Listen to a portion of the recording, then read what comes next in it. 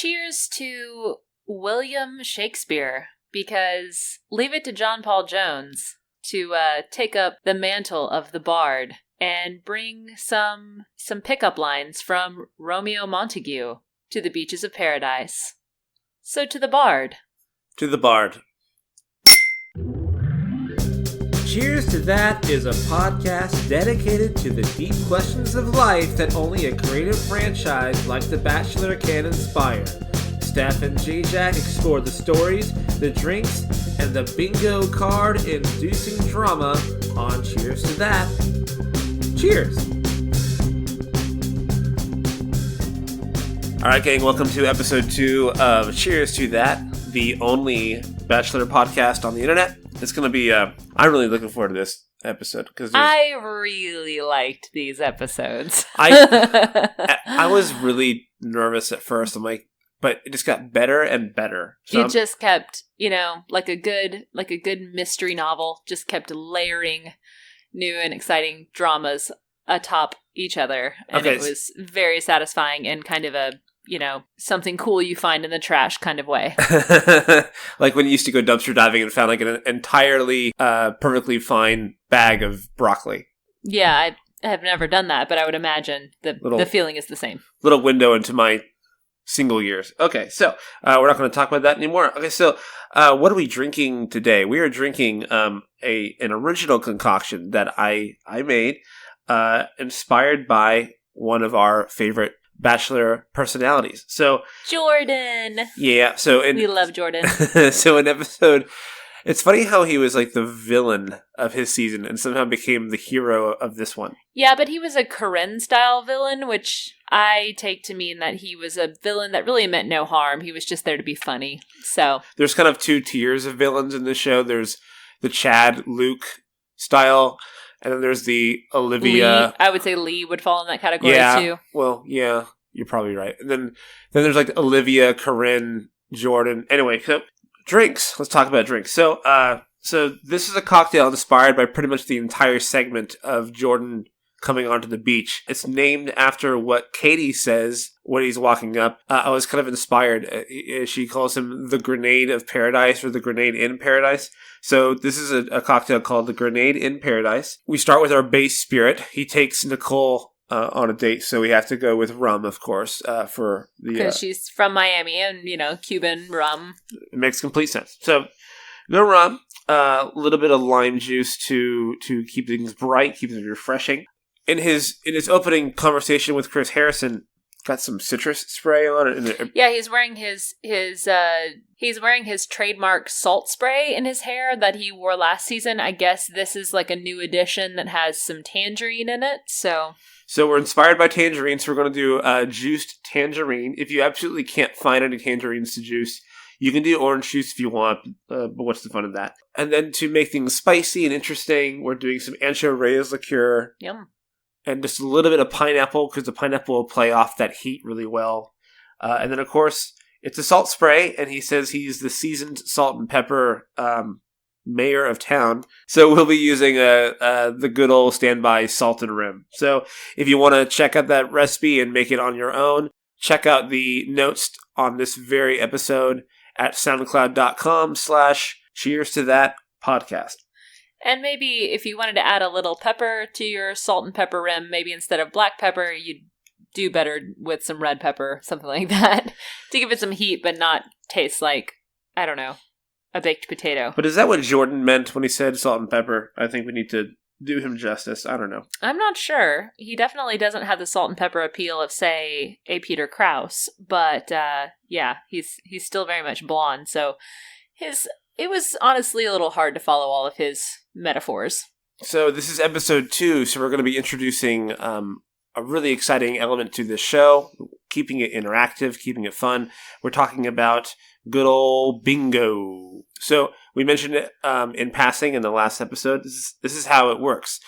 Go to the show notes for this episode at soundcloud.com/cheers to that podcast, and you can find a link to download a bingo card. We actually found a website where you can make your own bingo cards. And of course, it's filled with all kinds of tropes you'd expect from this show. And you can follow along and play with us. Post your winnings on Instagram. Be sure to tag us. And so it's really just a way for us to stay connected, as we all love to watch and hate ourselves for loving to watch at the same time. So if you listened to last week's episode, you would have downloaded the bingo card for this week. So we're going to go through everything that happened. So before we review the bingo card from these last two episodes, episode 3 and 4, let's just go over the rules real quick. So you have all these tropes, like drinking tequila, like getting a date card turned down, etc., etc. Entering a hot tub, kissing under fireworks, saying for the right reasons. Kissing the hot tub. No. So just to make it very, very clear, when you see it on screen, cross it off your list when you download the bingo card. However, what does not count is if it was seen in a flashback or seen in a preview for another upcoming episode of The Bachelor. So it must happen in the episode that you are watching. For example, when Jordan shows up, they show a clip of him from last year while wearing a magnificent flowered one-piece romper sort of thing. Jumpsuit? Yes, jumpsuit. Throwing a giant carnival prize stuffed dog into the water. We have throws something out of anger on the card. And you can't use that since it was in a flashback of him doing that when he was trying to win Jenna's affections away from Benoit. This is a very Jordan-heavy episode, just be warned. The cards that you download and play with, use them for both episodes. If you do happen to get a bingo in the first episode, get another one. We'll be making a new episode's card every single week. So the link to this week's episode of the podcast will be applied to episode 5 and 6, and then so forth and so on. I hope this is helpful, and I hope you enjoy it. I look forward to making this show more interactive, more fun, and a little more complicated. So, also, I just realized he wasn't trying to steal Jenna's affections from Benoit at that point. He was trying to steal them away from Chicken Boy, the hedge fund David, hedge fund manager guy. Man, yeah, there were some rocky foundations to that engagement. No wonder it was ill-fated. Here we go. So if you were playing along with us for episode 3 and 4, here were the boxes to check off with your bingo card.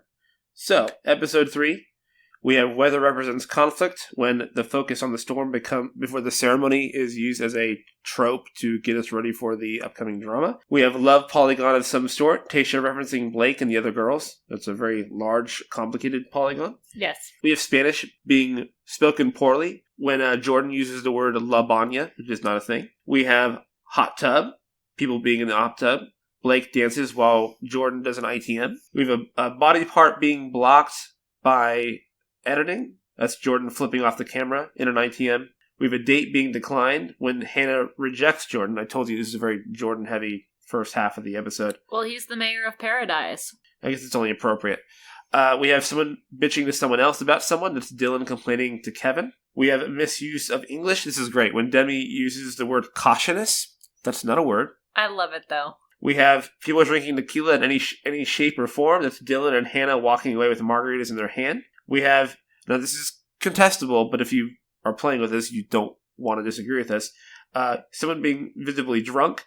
During this conversation at the table, Dylan is all red-eyed and kind of soft-looking, while Jordan walks off with Nicole. We have somebody being on the show for a specific person, Blake ITMing about pursuing Hannah. We have exercise on the beach and a medical emergency. This is awesome. Kind of a 2-for-1. When Blake messes up his toe while playing football. We have the phrase right reasons. Cam ITMing about Mike. We have sunburned. That's just Cam all the time. Poor Cam. We have talking about having kids. Cam talks about being a father during the ITM. Poor Cam. Poor Cam. We have dancing in a local town. Mike and Cae-lyn. I always like her name makes me want to go Cae-lyn. Cae-lyn. It does sound like it could be southern. Cae-lyn, we're not here to buy the toys. Cae-lyn. They dance in a local town. We have a sobbing meltdown. Katie and the whole Wills thing. That was very confusing. And that's pretty much it for episode 3. In episode 4, we start out right away with the hot tub. JPJ sleeping in the hot tub. That looked very dangerous. I was very concerned. I was hoping that somebody on hand knew CPR. Well, we learned from all the previous, there's like 20 security guards at all times. That's true. We have someone bitching about someone. That's Demi and Cae-lyn and Tayshia talking about the whole Blake down. We have people drinking tequila. Very quickly, this is the first time it happens. Of course, this happens all over the show. We have Katie drinking a margarita when Dean arrives. We have a reference to the Love Polygon, talking about Hannah and all that stuff. We have exercising on the beach when the guys are like humping rocks or whatever they're doing. It's very like CrossFit meets the Flintstones, kind of. We have the DIY date. That's Sydney and Mike having an ice cream date. Or if you don't count that, the whole Christian piñata situation. Christian piñatas sounds like something you do instead of Halloween. At a church. And then, of course, speaking of the Christian piñata date, we have a physical altercation when the situation happens with Jordan and Christian. Throwing punches over the piñata. And then, in the very, very last second of the episode, you have throwing in anger when Jordan throws Christian in anger over his shoulder. So, I'm sure a few of you guys got a bingo at some point. I definitely got one, and I got it first. I'm really proud, but, I mean, they're randomly shuffled, so I can't take too much credit. But still, I got a bingo, and it felt good. So if you guys downloaded the bingo card and played along, take a picture of it, throw it up on Instagram, tag us. Love to stay in touch. All right, it's time to get into a rapid recap. Rapid recap? If you missed out on the show, here's 5 or 6 things you must know. Number 1, Bibiana just can't win. Tayshia, Mike, and Dean are all fans of our podcast because they keep saying cheers to that. They do. It's like Nick Viall is on the show again, which is where we got the name. But yeah, they keep, especially Dean. So cheers to that. I think it's us. I think it's totally. It must be. At least we're putting that vibe out into the universe, and they're picking it up. Annalise will do much better not on the show. Annalise needs Tinder. Demi is actually 12. When you see her without her makeup on, you realize she's actually a 12-year-old girl. She does look very young. Dean lives on government cheese and lives in a van down by the river. Yeah, I mean, he has a real future in motivational speaking, if Chris Farley taught us anything. I've lost all sympathy for Blake. Ugh. I really did kind of feel bad at the end of the last episode. I don't after this week. All it took for me was him saying, "I humiliated you," to Christina with so much derision in his voice that I just wanted to drop kick his huge, tall, goofy bum. Well, it was after he does the stagecoach dance on the beach with Hannah, and all the other girls were like, "Oh, that looks familiar." That's when I'm like, "Oh, this guy is just totally working on his own formula." Yeah, he's not even being original at this point. Christian sounds like the narrator on Jane the Virgin. He does. Yes, I'm talking like this. I know, right? Straight out of a telenovela. Clay and Christian hold hands for 5 solid minutes. They just were sweating palms up against each other. And finally, JPJ's high school drama classes have actually paid off. Ugh, this was the best. I was just kind of baffled that no one else was gunning for Tayshia at that point. And she seemed to be the belle of the ball to me. But, oh. You know, I mean, as the women on Here to Make Friends pointed out, there are a lot of men who are really, really excited by an animate Barbie doll or a in the flesh Disney princess. I will say that although I will say that Tayshia would qualify as a human Disney princess, she just, is not blonde. She still has very white teeth and she's very big shiny eyes. So I don't know. Maybe she just talks more than Hannah G on the beach so far. I'm not really sure. I will say this: she definitely broke her promise with her dad during her introductory tiger growl thing. Yeah, I have not seen the turtleneck he assigned her. She's really dropping the ball on that. Not a very good Disney princess, if you ask me. on the dress code policy. So that's a very good segue into our first question. This is a podcast that's not really going to do the recap thing because, frankly, there's a billion other recap shows that do this much better than we could. The whole deadline thing. And so what we want to do is really focus on the questions, on the controversies, and just kind of get a different perspective and hopefully add a little value to... And just add to the conversation. So the first question is, while I'm watching episode 3 and episode 4, it's been kind of boring in some ways because it seems everything involves Hannah or Cae-lyn. Or Cae-lyn. Cae-lyn. Cae-lyn. I'm pretty sure it's Cae-lyn.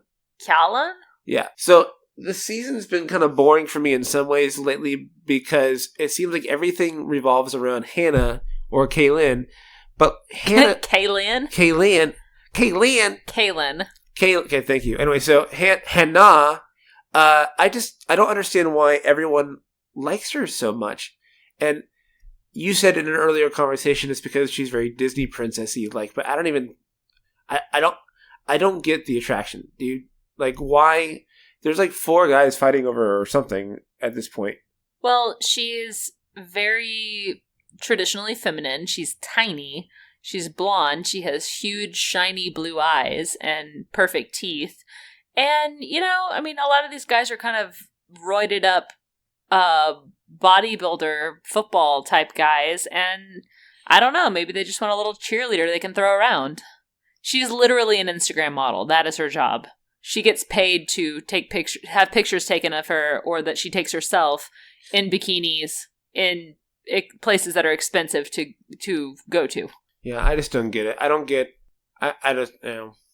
So thinking about this, like, I kind of framed up all these questions as kind of like this person versus that person. Because you see these themes that kind of run through the last 2 episodes, and you see them being done right and done wrong, or really done the same way, and it's just perceived differently. So a good example of this is Jordan versus Cam. Because Jordan is pretty much ridiculous, and so is Cam, yet Jordan gets rewarded, at least by the show, for being ridiculous, while Cam gets punished.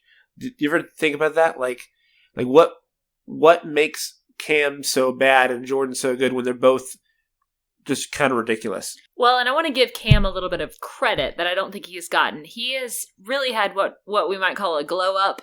He's come back, and before he was he had kind of longer hair that was sort of combed to the side, and he had a thicker beard, and he's really he's serving me a better version of Tom Green kind of vibe right now. Yeah, the shirts are a little Ace Ventura, a little mid-90s. Maybe he needs to button up one more than he is. But so is Jordan wore a flowery romper in the last season. I'm not on to Jordan yet. I'm just trying to... This is the giving Cam credit segment. Okay, fine. He also has trimmed his beard up. He's cut his hair. He's looking a lot better. I would say he looks about 40% better, which is significant. Mm-hmm. And so I think that, that we should give credit where credit is due. That said... His whole shtick on Hannah's season was completely ridiculous. Nobody was asking for the raps. It was terrible. And Jordan was totally ridiculous on Becca's season, with the gold underwear and all that. Nobody wanted to see that facing the camera. Oof. Hey, speak for yourself. But, however, last season on Paradise, Jordan got an amazing redemption arc. And Cam just hasn't had that. If he really hit it off with somebody and, had this beautiful love story like he wants and is very, very vocal about wanting, then, maybe next season he would come back and people would be like, oh, Cam, it was so cute. It was so sweet. And even though, Jordan gets sympathy like crazy for being rejected by Jenna after all these romantic gestures he made, all these overtures, and even culminating with a proposal. That's very, very... That'll garner you a lot of sympathy, and Cam just hasn't really tapped into anything that anybody finds appealing quite yet. It's tricky because, he'll do the jokes like I'm in paradise or the raps and stuff. It's not appealing. It's really strange. It's just basically, I do think at the core of it, you see a self-confidence in Jordan that you don't see in Cam. Yeah. And I think that's what people kind of smell. Yeah, Cam kind of gets these crazy eyes. Like his eyes go really big, and it reads insincere for some reason. Or as Jordan might have said on Becca's season, ingenuine.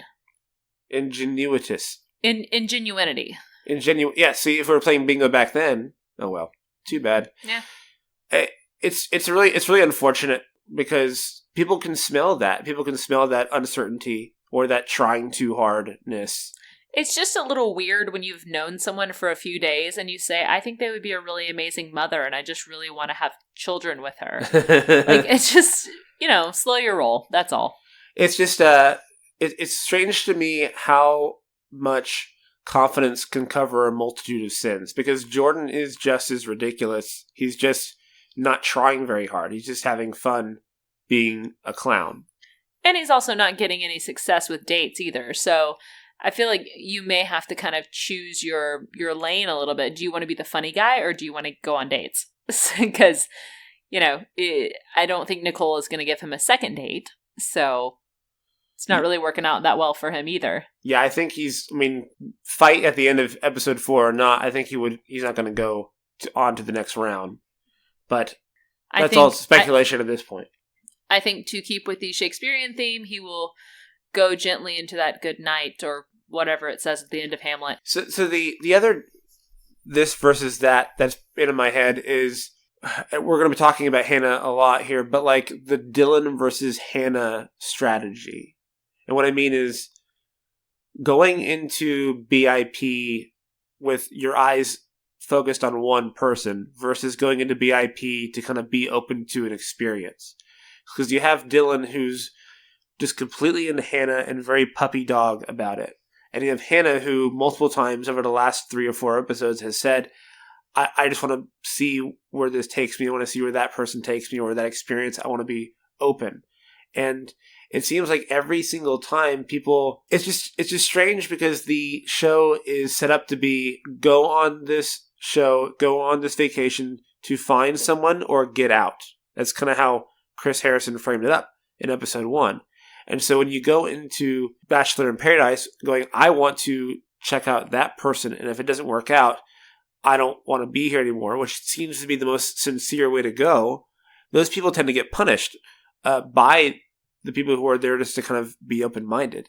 And I don't know. What they really want is for you to be quote-unquote open-minded, but really go on dates with several people so that you can make people jealous. See Nicole as an example of this.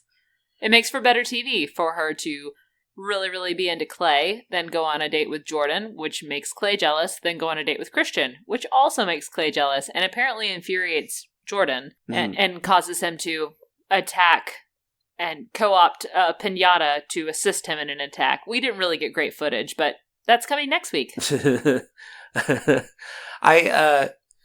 I don't mean to sound so robotic. Like, what is this? Like they said this, but they meant this. Like, but it does seem like there's a lot of disparate messaging here. There is a come and find true love and get married, and they always reference back to like the 3 couples. Is it 3 or just 2? It's 3. There was another one that they never speak of, Marcus and Lacey. Oh, because they got married and then they had it annulled. So they're okay.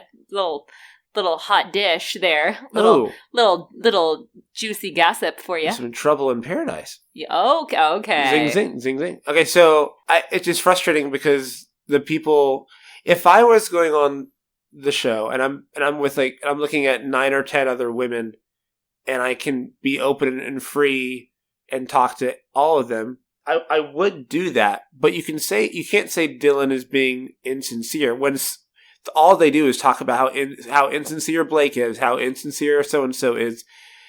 Dylan's being the most sincere, and yet he's kind of getting punished for it, I feel. Well, and it's really awkward because you have the backfiring quality of all of the women especially being like, oh, Dylan is so great. He's so into you. He's so sweet. He's the right guy.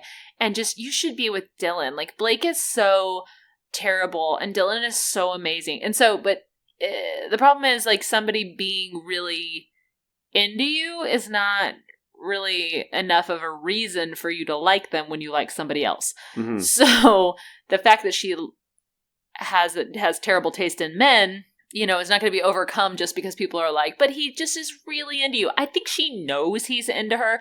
One of my favorite things about seasons of this franchise is the joy I get out of reading recaps from Entertainment Weekly and from Vulture. And I don't remember which one it was, but one of the recappers described Dylan as coming up to Hannah and wrapping his entire body around her. Mm-hmm. And I was like, that's it. That's what he does. It's like, women love that. He's like the little blanket in the Brave Little Toaster. He just comes up to her and is like, "Oh, hi, Hannah," and just wraps around her, and she just kind of stares off into the blank middle distance. Kirby! Exactly. Contemplating how she's supposed to deal with being literally smothered with his affection. And I'm sorry, I think Dylan is adorable, but it's so much, and he needs to kind of settle down a little bit. It's just frustrating because when they are together, she does seem to be feeding into it. Like, she does say, like... Oh, yeah. She's like, oh, well, he kissed me, but it's not a big deal because I'm here for you. And it's like, well... Yeah, it's just... I don't know. We'll get into that in a second. So she's not innocent, for sure. Something I thought was really interesting was... I did a few studies on culture when pursuing my degree, and there's these kind of continuums or spectrums that you can use to actually measure a culture, and one of those is feminine versus masculine. And what that means is not what it sounds like. What it means is like if a culture is more feminine, it means that there's more of an egalitarianism regarding the roles of the genders. So like I think there are a few Scandinavian countries that kind of are ranked this way. And what it means is like it's not all that means basically is it's not weird for women to be in roles of leadership, or it's not weird for men to stay at home with the kids. Like, it just means that there's more fluidity with gender roles versus a more masculine culture. I kind of love that, by the way. That sounds amazing. It's America is people might disagree, but America would rank pretty low on the masculine scale. And what masculine means is all it means is that the roles are more stratified, they're more structured. So like you'd think like Middle Eastern countries like Saudi Arabia, very, very masculine culture. But you do see this in other cultures like Spanish speaking countries, Mediterranean countries. Kind of, there are still expectations. Like, for example, when you went on that trip to Italy when you were... I was 17. 17, and she was walking around smoking cigars in Italy, and the people around her were just completely scandalized that this girl is smoking this big ol' stogie, Yeah, I could have been chain smoking cigarettes, and it wouldn't have, they wouldn't have batted an eyelash. I could have been drinking alcohol, but the fact that I was smoking a cigar, it was very, disruptive to the machismo, I think. So with that in mind, I was very interested watching the dynamic between Christian and Nicole, because Christian says, in an ITM, I'm here in my home country. It's working to my advantage. I'm turning on my Mexicanness, basically. And Nicole is really responsive to that. And I was thinking about that and how there's such a loud signal coming from American mainstream culture about how machismo is bad and, toxic masculinity is bad. But you do see this kind of culture clash when you see Christian and Nicole, and it's like she's very responsive to that very masculine, overbearing kind of energy. And I just, what do you think of that? Yeah, it was a little disappointing, honestly, because Nicole was really rewarding that, and I thought it was kind of icky, because he was not only quite ridiculous, he was also kind of bordering on aggressive, not just assertive, but actually aggressive. And right. It kind of bothered me because I was like, okay, dude, like, you just met this person. I know you're on TV, but yeah, again, slow your roll, settle down. It's it's actually not that far off from the level of intensity Cam was taking about, like, I just want to have children with you immediately, but it was in a very different way. Or like how Luke was with Hannah in like episode 2 of that season. Yeah, similar intensity, different sort of direction of the energy and different articulation of it, but still it was like, okay, none of you own each other in this situation. Like, you don't get to make these kinds of overtures without there being some kind of consequence. Or maybe you do. Maybe that's what paradise means. Maybe that's the translation I wasn't aware of. It means unsolicited ownership of strangers. Well, it's just, Nicole said some interesting things. She says, he reminds me of the guys back home, and she didn't not like it. So, which I'm going to call BS on that a little bit, because she said in her intro, we go back to, what was it? Was she Ari season or Colton season? I can't even remember. She was Colton season. Okay. Oh, that's right. On Yanka. Because she cried on Yanka the whole fight. Yeah. That's right. And Colton wasn't into her because he had a very specific type from the lands of Scandinavia. And Tasha?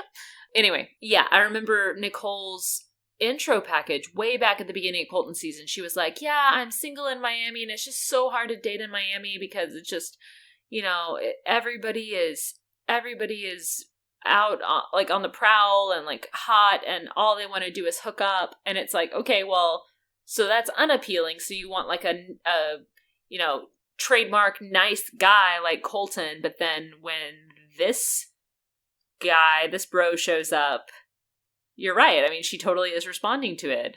Maybe she needs to get her story straight. Maybe she always wants the guys back home, but she doesn't get picked back home. And so it's like, oh, I'm finally getting to have my Miami experience. She does seem to be relishing in all the attention. She's practically giddy. But like, so as a guy, it's very interesting to watch because I get sent mixed messages through the media where I see Nicole rewarding the behavior, but then you have a lot of outspoken people, in the media saying that like this is toxic masculinity, and it's very baffling for me. I'm not worried because I know exactly. I can't be a toxic masculine person. It would just be laughable. I said I've stopped trying. I never started trying actually. So I just knew better. But you can see people saying like, "See, girls like that," and it's very unfortunate. And it's very troubling. And I think a really good counterpoint to that would be Clay, because Clay is huge and very, very traditionally masculine in his sort of his physique and his stature and his presence. But I mean, he didn't, when Christian confronts him, he doesn't even stand up. Like, he's chill. I mean, it's very much like the big dog doesn't have to bark. Exactly. Kind of situation. He is not bothered by it. And then when he's being kind of baited into a confrontation, he's just like, I don't want to put Nicole into a difficult situation. I'm a gentleman. I'm going to step away. But it's not because of you. It's because I care about her. I want to think he was doing that and that was his reason. But I think it's just because I just don't think people know how to do a confrontation well. And it's just like, Yeah, although then he's over there with the guys and, Jordan's getting all amped up and like, dude, do you want me to go get the piñata? Do you want to get the piñata? Do you want me to do it? And he's like, no, I don't want you to go get the piñata. I know you want to do it. And Wills is just shaking his head like, no, man, no. And it's great. But I mean, you saw it on the beach when Dylan and Blake were like fighting over who gets to talk to Hannah in front of Hannah. You see this very unfortunate, like, wow, no one knows how to do confrontation well. It was true with, you saw it last week with Annalise. And I'm glad you brought this up because this was before the whole John Paul Jones soliloquy, which I very much enjoyed. That was almost my toast. A toast to people deciding who gets to talk to a woman before they can actually ask her themselves. Well, we could do another cheers. We could. Yes, so cheers to that noise. It was very upsetting. It's a recurring theme on this show. How about you ask her? How about she's standing right there? You can just ask her what she wants to do and who she wants to talk to. In both cases.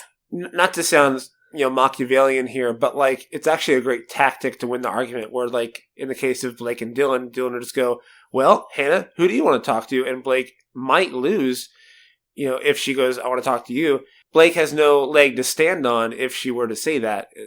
So it's actually a pretty clever tactic, I think. But the guys don't think that way. And it's they just think, but you had her all day. I wanted to have her for a while. It's not fair. I'll tell you what, I've done a lot of babysitting this summer. This was not unlike, but I was playing with it and I got it for my birthday, so he can't play with it. I mean, that's how they're treating these women, and it's pretty gross. Not into it. It's unfortunate, but it's also, and I'm not letting them off the hook either. They could have spoken up and they could have been like, hey, let me do anything besides, in Hannah's case, just stand there and twirl her hair. I'm going to be honest and say, in the case of Nicole, not Hannah, but Nicole, I think Nicole liked it. I think she liked seeing guys fight over her. I think she did too. And because, if she had been bothered by it, there was a lot of...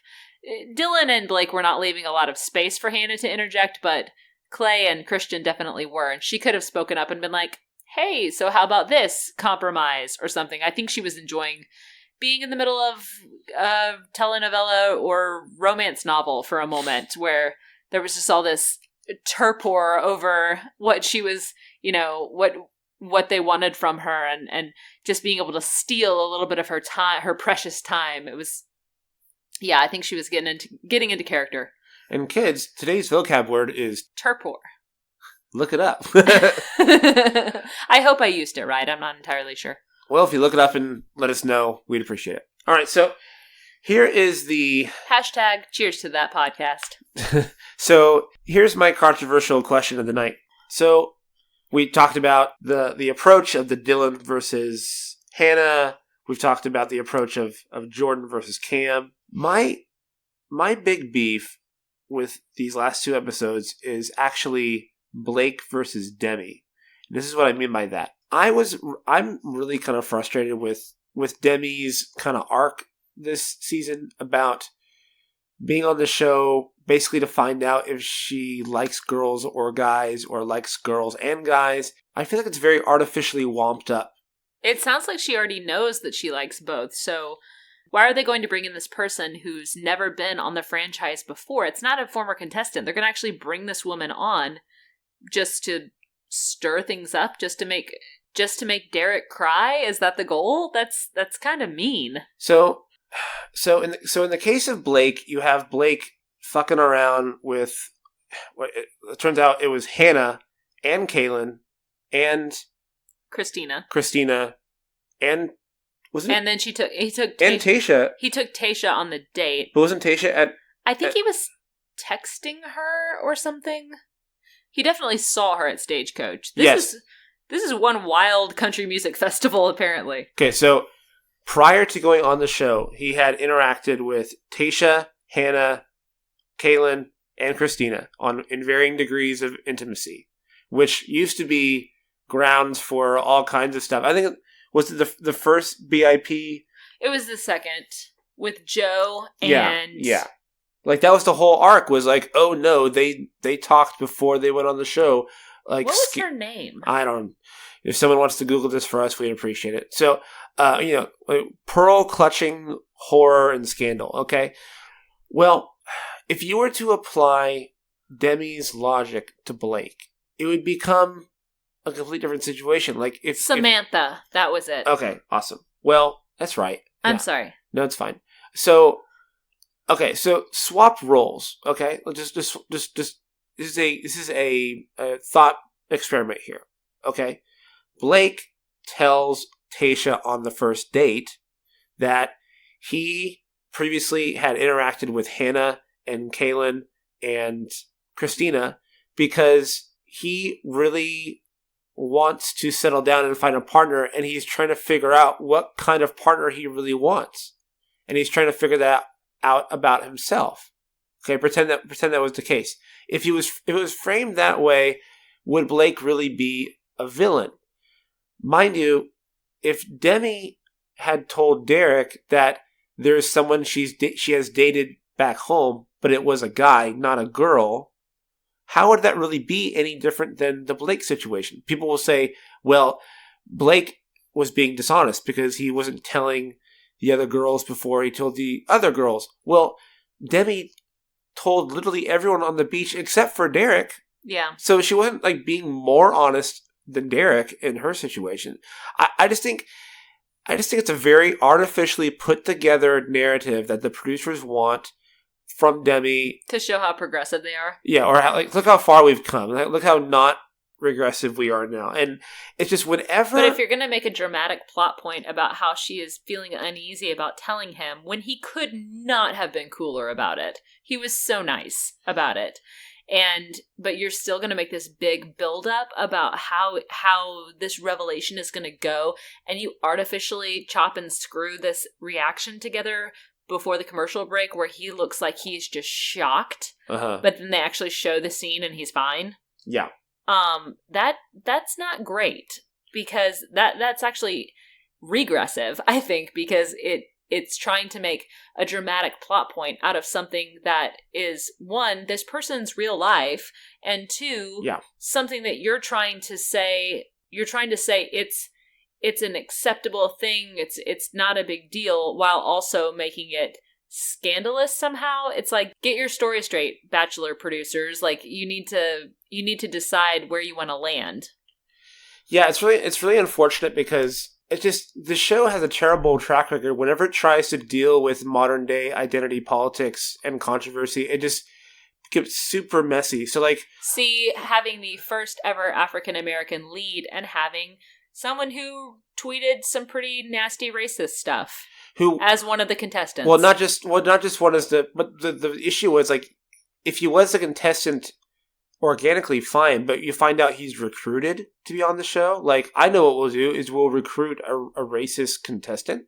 It's really baffling. And then and most likely negotiate with Rachel to keep him on the show longer than she would have chosen to keep him. Yeah, it doesn't convince anyone. Like, we all know how artificial it was. And then also the whole issue with Corinne and what's his face? Demario, yeah. So Demario and Corinne, and saying how that was racially charged, and it just that came off so that just threw me completely off. Whenever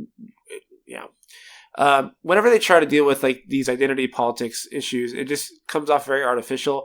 My thoughts on the situation is that it's not cool that Demi feels ostracized or she's been bullied or attacked back home because of her sexuality. I don't think that's good. I think that she should be respected and taken seriously and feel free to figure that whole situation out without any sort of threat.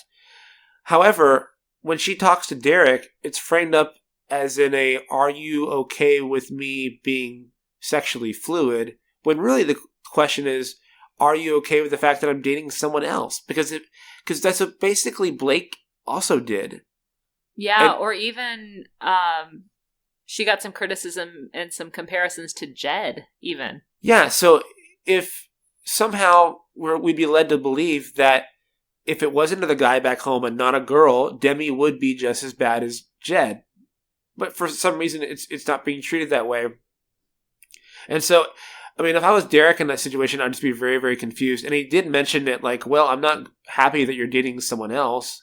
But he did say, I'm okay with slow, which I think is really the most gracious thing that he honestly could have said. And it's the most realistic thing, because the editing of the show makes us want to think they've been on the show for 2 weeks now, but they've been on the beach for like 3 or 4 days. So, yeah, they should probably take it slow if they've only been making out for 4 days. Yeah. Yeah. And they know the topography of each other's mouth orifices pretty well by now, but they don't know a whole lot more, in depth beyond that. So I don't know. What do you think? Do you think I'm off base? Like, do you think the Demi situation and the Blake situation are totally different, or are they actually really similar when you get down to it? I think in part it comes down to perception.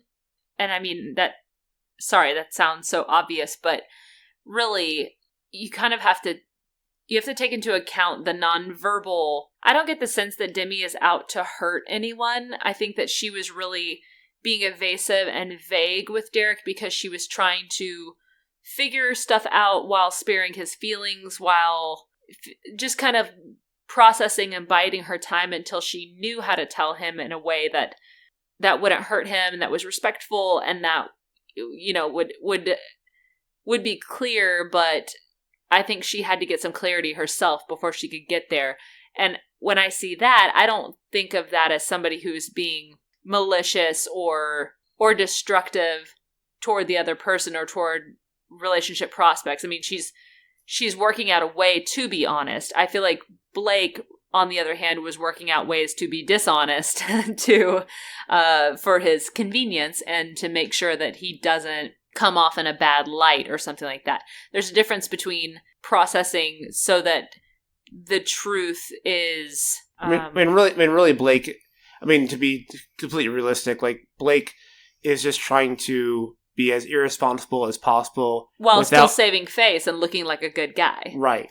Which, you know, will definitely blow up in his face, which did. I do believe deep down Demi is being authentic and just trying to make it all work and just make sense of it. But she didn't have to go on the show to do it.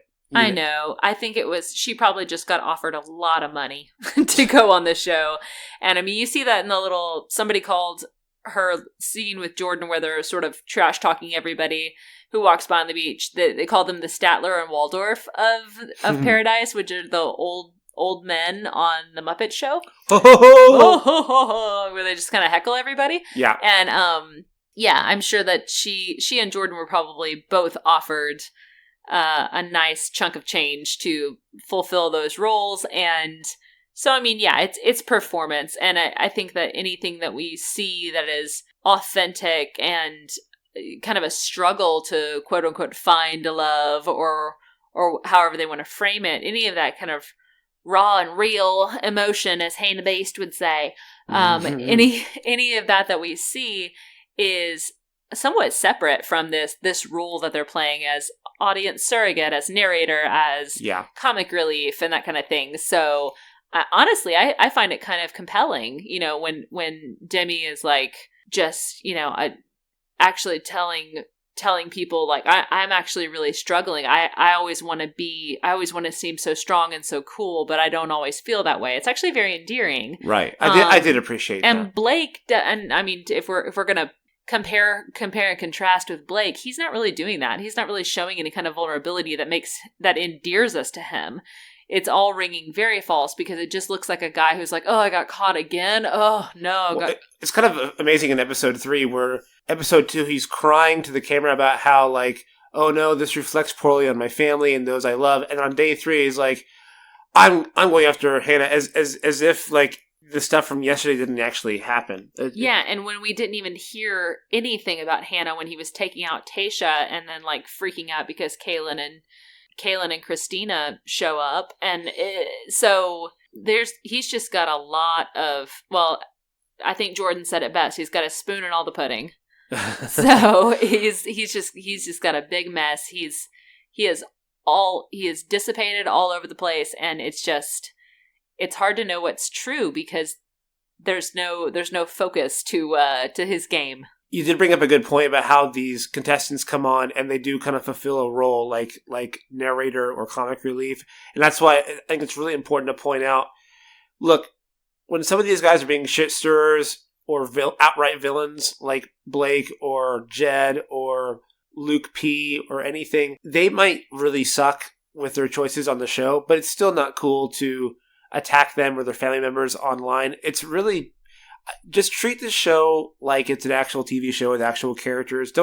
Because everything you're seeing is being filtered, is being curated. One thing is being edited out. One thing is being uber focused on that wasn't really that important. Yeah, you can even hear the difference in the voiceovers. Sometimes it sounds like it was from a completely different time and place because it was, and the producers just, you know, cut, copied, and pasted it into another audio track. So, I mean, sometimes it's even blatant that it's manufactured. So you have to take it with, you know, a whole lot of margarita salt. Zing, zing. Hey. So, I mean, these podcasts, these recaps, and these blogs, it's all in good fun. Enjoy it. But it's not fun that the families signed up for, so leave them out of it. Exactly. So, I don't know. Do you got anything else to say? I was really, really happy that Mike showed up. Yeah, I gotta say he is the best part of the theme music right now. Like his failed front flip thing is. It's like, very cute. It's the only good one right now. And I love it. He showed up and it was like all the women just lost their minds. It was amazing. They're just and just all sort of fluttering around. And I know we give the producers some grief for like editing things in a way that's maybe ingenuine, as Jordan would say, or just not entirely accurate, but the soft focus glamour shot filter they did on Mike was A+, so and I loved it so much. And he has the best smile ever, and I really enjoyed the surprise party mariachi band popping out from behind potted plants and shouting "beso, beso." It was excellent. Is it wrong that at the end of episode 4, it seems like him and Sydney, or Sydney and he, you're the English major here.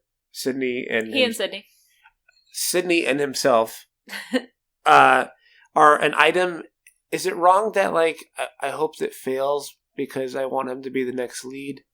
I totally think that could be what's happening. He may just be getting to know her because he thinks she's a cool girl and he thinks that she'll give him a rose and he can stick around a little longer. There's no shame in that game. I want Sydney and Big Mike to have complete and full happiness in life, but not now and not together. For my own selfish entertainment reasons. Not ever, not together, separately, at a different time, a different place, individually, with other unknown parties. A similar... Go ahead. Hashtag not my Mike. Right. I don't know. Mike for Bachelor. No paradise for Mike. And that's not unlike what happened with Nick Viall. He had a really complimentary edit to contradict his previous Bachelorette appearances, and really, really a great redemption story at Paradise, and ended up not proposing to Jennifer at the end, even though she was great, because he knew he was going to be Bachelor at that point. Similar thing with Colton. He was hanging out with Tia. Colton. And I just love Colton. Colton. I just want to date him. But my name is Clay. No, we're bringing that back, and now he's Southern. So Colton also knew that he was going to be Bachelor, and so he ended up not proposing to Tia, also because he was not that into her. It's so irresponsible. But my point being, there are ways to make a good showing of it, but not get yourself too entangled in a relationship at the Playa Puerto Vallarta, Playa something, I don't remember. Puerto de Awesome. Oh. Yes, Puerto de Bachelor. We can only hope. Cheers to Mike and Sydney going down in flames for our entertainment. And, of course, my English literature-loving, theater-loving heart was so pleased at the somewhat botched performance by John Paul Jones, studied rigorously underneath a giant pillow on that beach couch thing. Amazing. It was just adorable, and I really love that it worked for Tayshia. She seemed to really respond to it. So best wishes to them and their burgeoning romance. We wish you all the best. Cheers to Tayshia and JPJ. Cheers. The Bard. So that wraps up this extra long, extra complicated episode of Cheers to That podcast. Please check the show notes at soundcloud.com/cheers to that podcast for the cocktail recipe for the grenade in paradise, as well as the link to next week's round of bingo cards. Thank you so much for listening with us, and we look forward to next time with you. Cheers! Cheers!